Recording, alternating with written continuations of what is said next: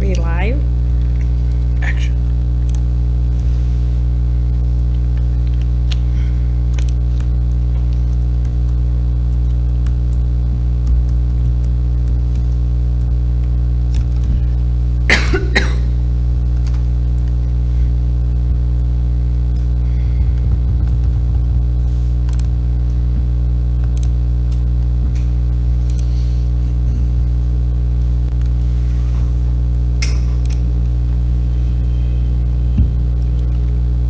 What day is the actual election? 7th. Okay. November 7th.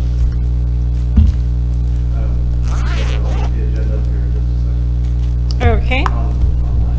All right, we'll go ahead and start the meeting. Would you please take roll? Ms. Atkins. Here. Mr. Houston. Here. Mrs. McDaniel. Here. Mrs. Peterson. Mr. Stoffer. Here. Mr. Wyledge. Here. Mrs. Sheffel. Here. Can I get a motion to approve the July 10th, 2023 agenda? So moved. Any discussion? Vote, please. Ms. Atkins. Yes. Mr. Houston. Yes. Mrs. McDaniel. Yes. Mr. Stoffer. Yes. Mr. Wyledge. Yes. Mrs. Sheffel. Yes. Comments and suggestions. This is the first time during our agenda that anyone in the audience or anyone online, if they want to type something in, can address the board.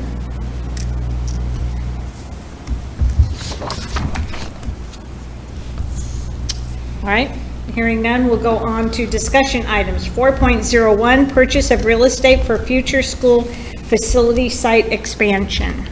Yep, and so we do have a presentation I shared with you guys as well.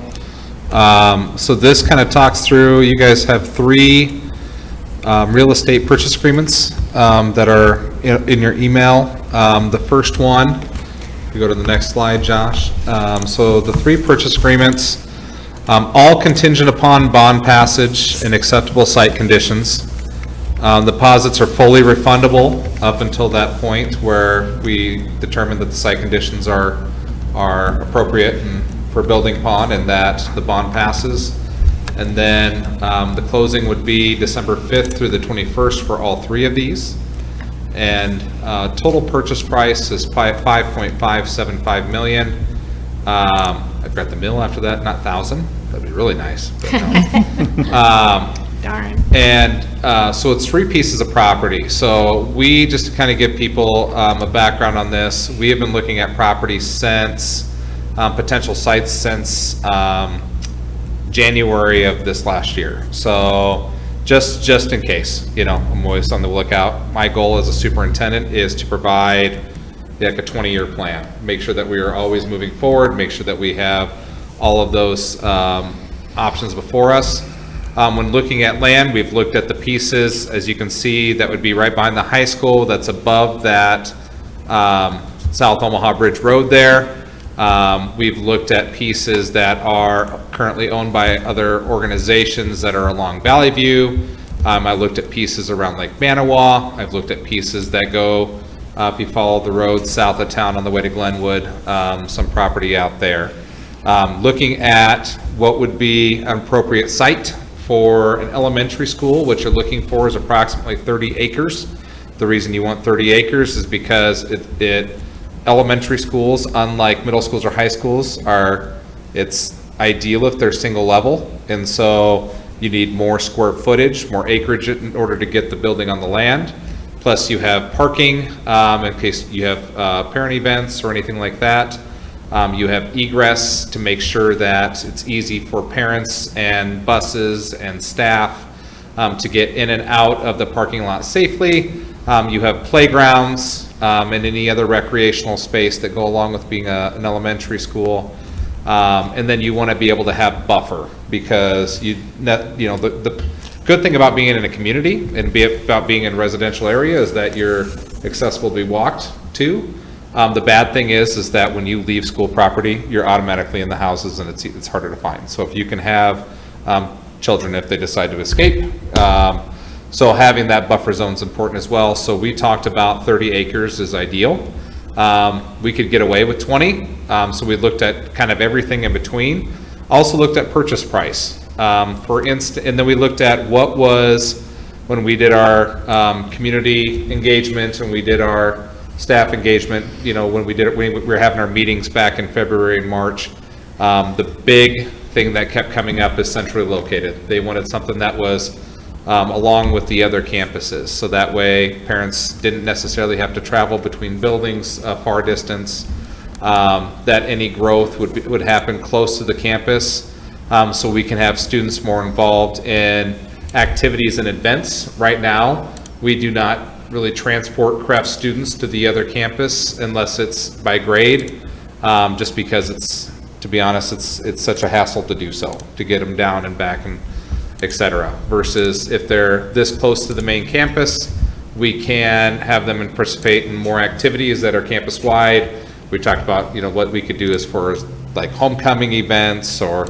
other main events, just having them come and utilize the campus. So we can also look at saving costs when it comes to having or sharing resources, like sharing staff, sharing maintenance staff, teachers with Titan Hill, just the transportation costs in general, taking them down to Crafton back and forth, and the time. Right now we have to have more buses than we probably need, just because we have to split them up and take them down there. So with as hard as it's becoming to find bus drivers, having everything in a central location makes it a little bit easier for transportation. So those were some things that came into mind. So we looked at about 6 or 7 different properties. Some were really easy to cast off right away because either owners were not willing to engage in a conversation that would allow the school to purchase the ground. The site was either too small or too irregular in shape to be built upon. Or to be honest, just wasn't really, we would consider centrally located, because some of the sites were just as far away from the current campus as Craft currently is. And so those things were instantly kind of cast aside. We did look at most, and we've spent most of our time looking at the property south of the South Omaha Bridge Road and the property north of the South Omaha Bridge Road, which would be directly behind the main campus. The area south is all bare ground, so easy to be built upon. It is a little low, so we would have to build up the physical structures wherever they go, but the same can be said with the area north of the Omaha Bridge Road. That area includes businesses and land that has been just recently acquired. And so there were conversations with all of the landowners, and it was deemed that it was going to be very cost prohibitive for approximately half the amount of ground to build north as it would be to build south, because we would essentially be purchasing businesses. So that's where we settled on the south portion.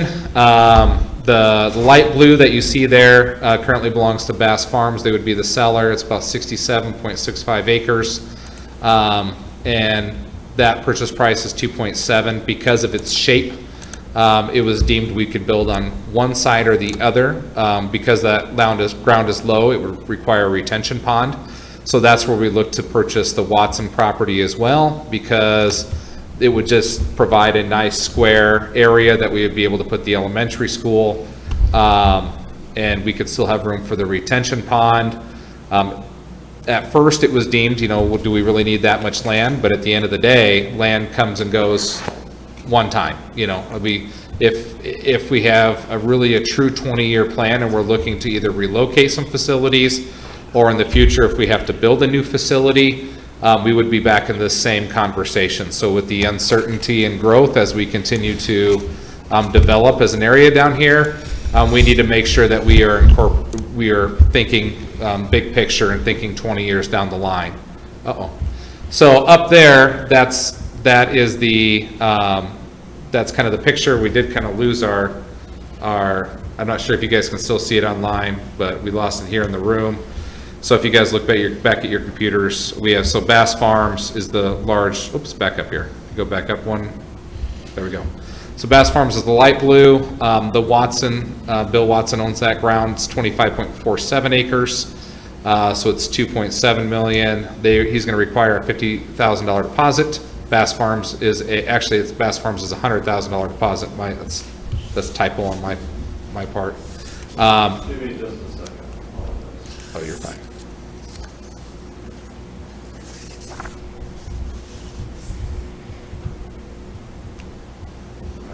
I will keep going and I will get this up for the people online. Okay.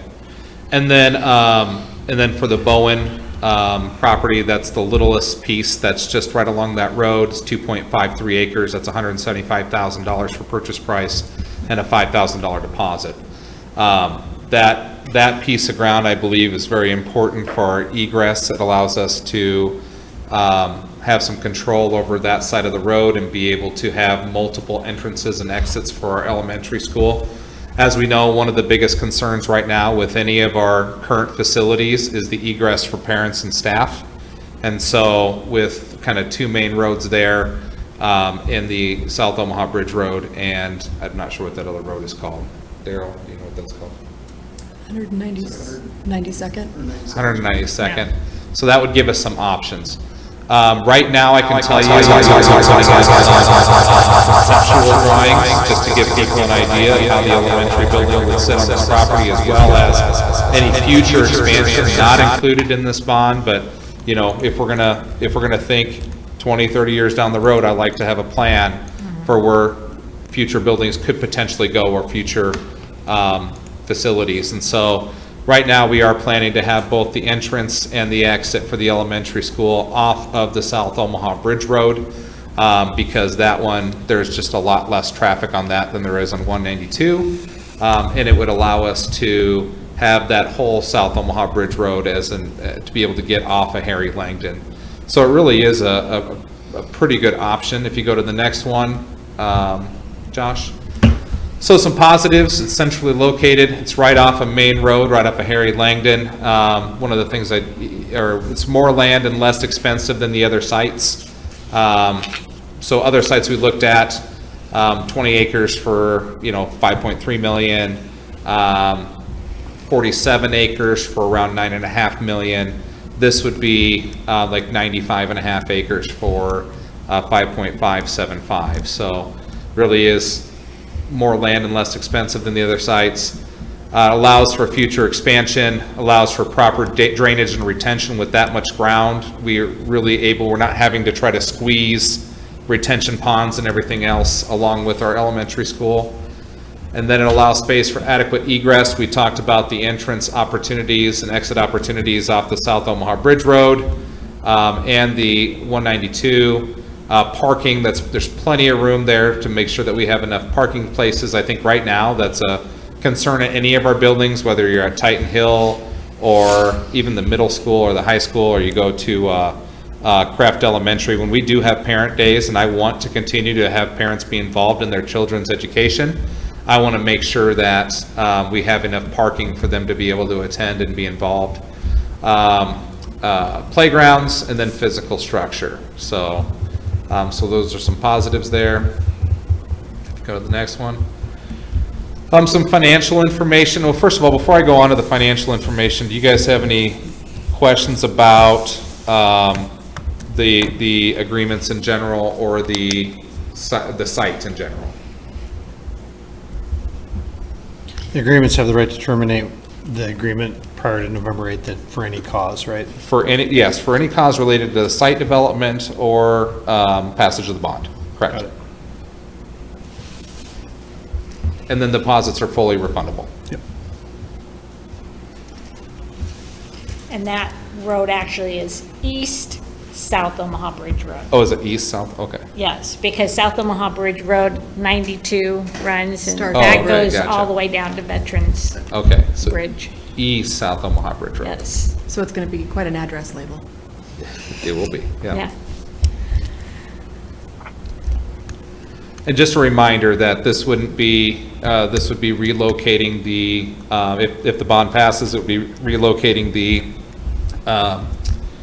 primary school and building a early childhood center as part of it. It would expand preschool classrooms, expand daycare opportunities. We would move our kindergarten and first grade there, as well as our second grade from Titan Hill. we would move them down to this new building as well, which then puts them back in a primary building, kind of where, to be honest, second grade belongs, and it allows second graders to have a year of leadership, more leadership, before they move on to a different building. So, and it also opens up space at Titan Hill, so we would not have to do an addition onto Titan Hill. And so, you know, everybody asks questions about, you know, whether you want to put additions onto building or build new. Well, additions are crazy expensive, and you put an addition onto Craft and you put an addition onto Titan Hill, which there is no space to build on Titan Hill ground. Building a new building would essentially combine those costs and solve both issues. Craft would then be repurposed into a therapeutic school, which is greatly needed in the area, and we can also look at things like academic recovery or online schooling or whatever, you know, you just give us space to be able to do something different.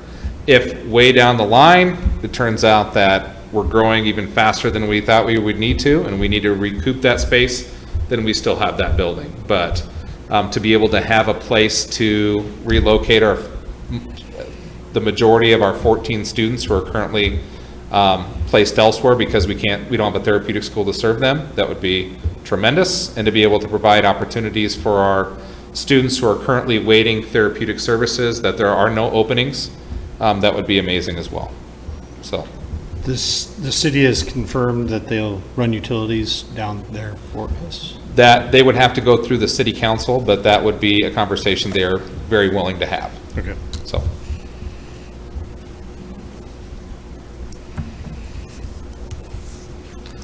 okay, if you guys want to know more about the site, we'll go on to financial information. So this is a current snapshot of where we currently sit. Now, these are rounded numbers. Our PEPAL balance is about $500,000. Our save balance is $8 million right now.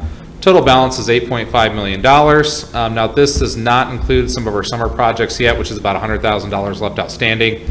Our revenue estimates for PEPAL are about $2.175 million for this next year. Save is about $3.3 million. That's about just shy of $5.5 million for the year.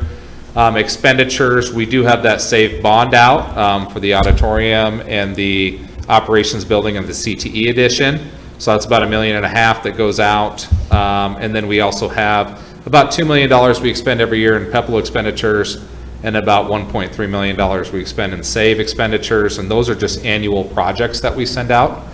Carryover is, we target for carryover about $200,000 for PEPAL and $500,000 for SAVE. The reason we target those is that helps us build up a balance, so that way we can do things like when, for instance, the turf goes out, we can replace the turf. If the parking lot needs to be rented or replaced, we can replace the parking lot. A lot of these things we talk about running the bond for are related to infrastructure. And the issue is the infrastructure needs that we have just far outreach our ability to perform them or to complete them and still continue with the maintenance that we're doing. It's just kind of like everything. It's like everything in your house hits that 20-year mark at the same time. That's what we're currently facing right now. And so for us to continue to battle those on a yearly basis, we will have things fail before we have enough money to be able to do it. And that's even if we didn't pass the bond and we don't purchase the ground. That $8.5 million will only take care of about a third of what we need it to do. So that's why when we talked about doing the bond, and we originally talked about it as infrastructure bond, but then we talk about growth and those types of things, and we realize we have no space. There's potentially 2,000 homes going into our district in the next 5 to 8, 10 years. Even if not all of those bring kids, I think we would be foolish to say, you know what, that's not going to bring any kids. You know, we're going to get kids, and we just have to have the place to put them. Right now, we don't have the place, and so that's where then we talked about doing a new elementary school and middle school renovation, because middle school renovation in addition, our middle school is so tight right now. And then So then when we started talking about the bond, we knew we had the cash to be able to purchase the land, and I didn't want to, I knew that these agreements, land is just like any property or any real estate is, it goes fast. And so I wanted to be able to have the cash on hand and know that we could purchase the land, which we do. And so that's why there is currently no provision in the bond that allows us to purchase land. We would have to do it with our cash. We can't rely on any of the $90 million that would be bonded to purchase ground. And that was done on purpose because I wanted to be able to move on the ground if we were able to acquire a piece that met our needs. So if you go to the next one. If we do purchase the ground, everything remains the same. You add in the land purchase price of $5.575 million. Don't change any of our anticipated expenditures or anticipated revenue. This is without the bond, obviously. Leaves us still $3.5 million in the bank, which we will continue to use because, you know, once you get the money, if the bond were to pass and were to purchase the land, it's going to take, you know, several years for us to build the elementary school, renovate the middle school, do all the infrastructure work that we need to do. And we're going to still have things that fail on us before we get to that point. So it's nice to know that we still have $3.5 million sitting there, that if something were to fail, like the cooler at the high school, which costs $1.5 million, you know, like that we have the funds to be able to do that. One of the things that I kind of refuse to do, and I think that the board here in the school district has done a very nice job of, is only asking for money when they need it. You know, the last time the bond went out was 1999.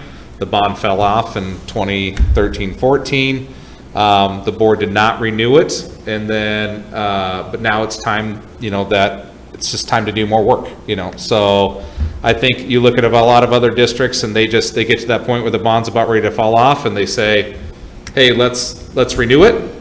And it makes the argument easier because you're not technically raising taxes, you're just maintaining the taxes. But at the end of the day, the board allowed it to fall off, allowed the community to basically have that savings of $3+ a year for the last 10 years. And now it's time to request that we go back to that original mark, you know. So that's essentially what we're doing. So anyway, but that's just kind of give you guys a snapshot of where we currently sit with it.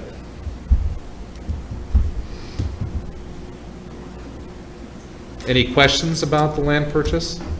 These have all been presented to the sellers, and it was presented to, that the draft that you have is actually created by our attorneys at Allers and Cooney, with the cooperation of our real estate agents, so everything is, what's that? Do we need to put language in there about the city council approving utilities for it? Because we don't have that in the bond either. That would fit underneath the site, the site due diligence. Okay, Yep. okay.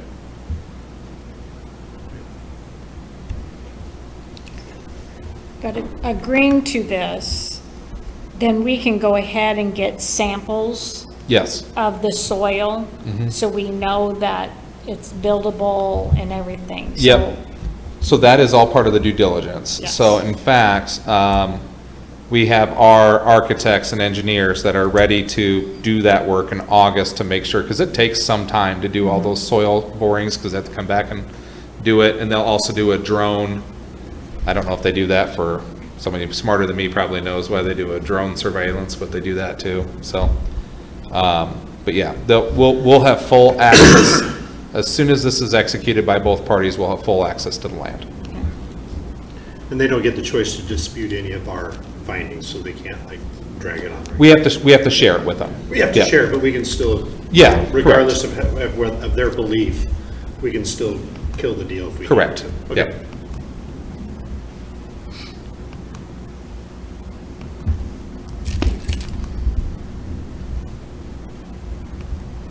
So I guess with that, I don't have any other.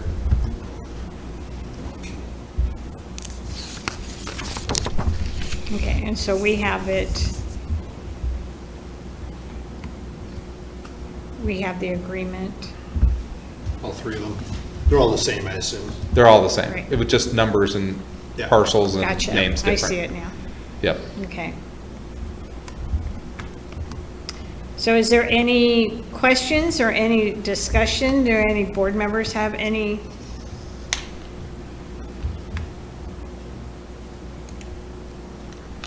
Any questions?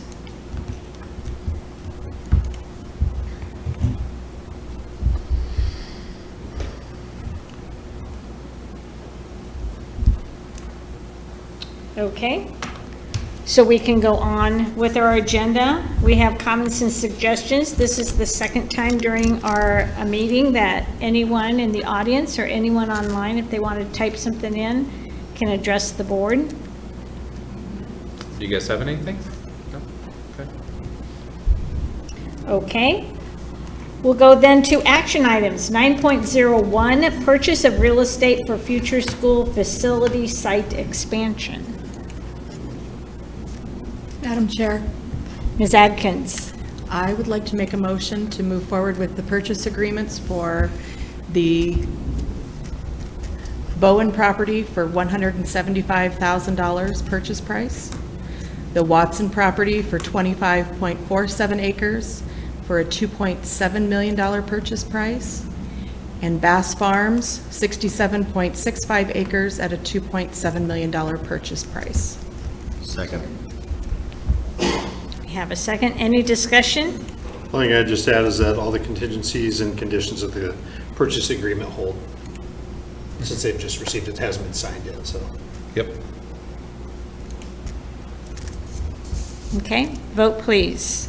Mr. Houston, Yes. Mrs. McDaniel, Yes. Mr. Stuffer, Yes.